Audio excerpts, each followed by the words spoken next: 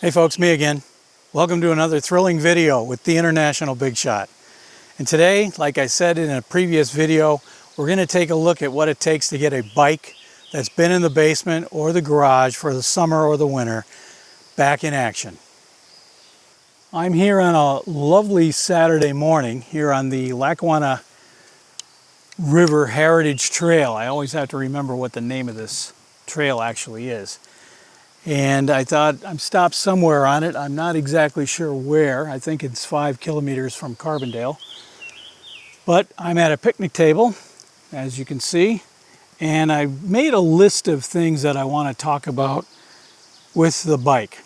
When you take it out of the basement or when you take it out of the garage after it's been stored for a couple of months, the first thing you want to do is check over it, make sure it's a safe thing to ride, and make sure everything's tight and pumped up and everything like that. So the first thing you look at is your frame.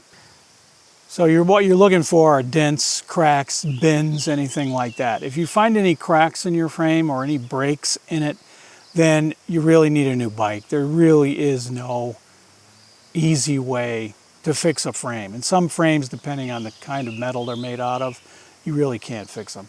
And if your frame is broken, you want to make sure that you just get a different bike. All the screws, bolts, cables, everything on a bike that can come loose, that shouldn't be loose, that's what you want to tighten up.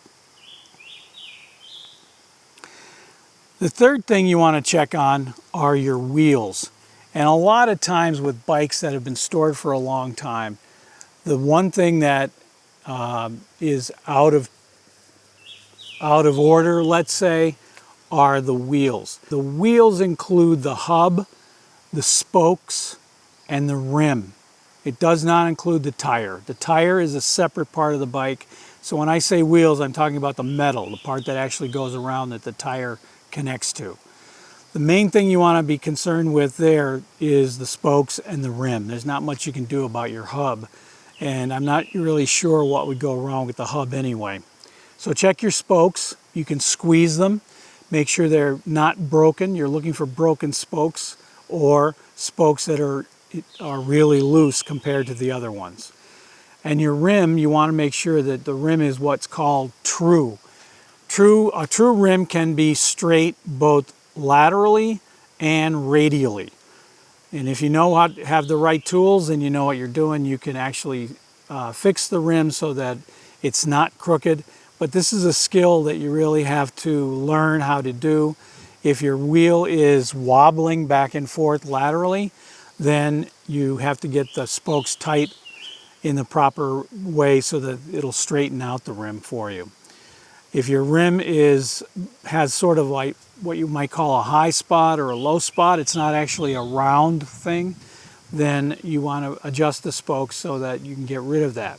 Now, like I said, if you know what you're doing, this is an easy thing to do. If you don't know what you're doing, then take your bike over to a shop and have them do it for you.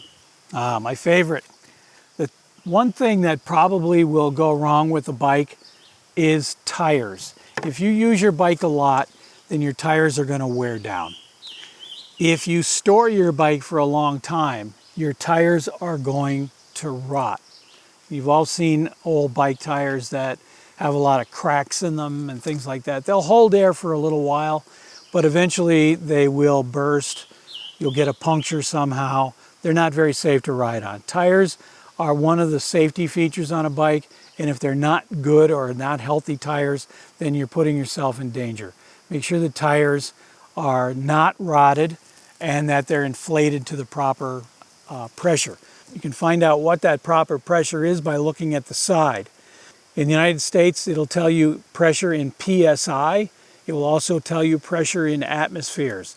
And depending on the kind of pump you use, you can use either the PSI reading on the tire itself or the atmosphere reading on the tire. Another piece of safety equipment that you have to make sure is working properly is brakes. Brake pads should come in contact with the rim of the wheel, never the tire. Sometimes things get out of adjustment, and when you put the brakes on, they're rubbing on the wheel which will stop the bike like it's supposed to, or sometimes they rub on the tire, which will eventually wear a hole in the tire, and you don't want that to happen.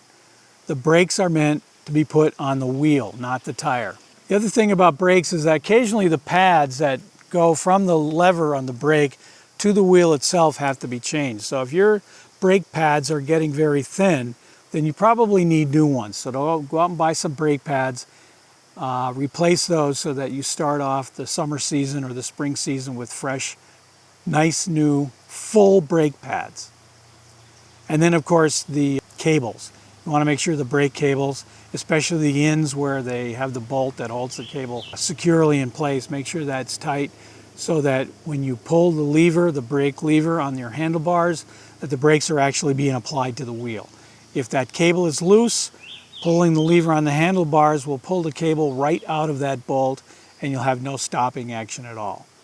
The next thing I want to talk about are gears. And gears on a bicycle are something that usually drives some people crazy.